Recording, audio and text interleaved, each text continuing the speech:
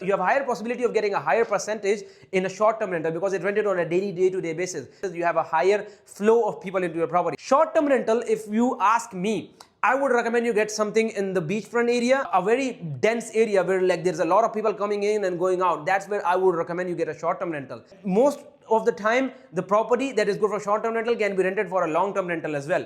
The property is good for a long-term rental might not be that good for the short-term rental. But again, if you're a first-time investor, then yeah, you need to go for the long-term rental. I won't recommend short-term rental because it's very risky for the first-time investors. For example, a whole month your property wasn't rented. You'll be in your head thinking like, okay, man, the property is not rented, blah, blah, blah. I have already invested in this and this and that. The mortgage payment is coming. Long-term rental, 7 to 9% generally, but I won't recommend JVC to anyone, by the way, but it's good for rentals. I have properties in JVC that are generating 10% net ROI on an yearly basis. Studio apartments, 1-bedroom apartment, 10% net ROI.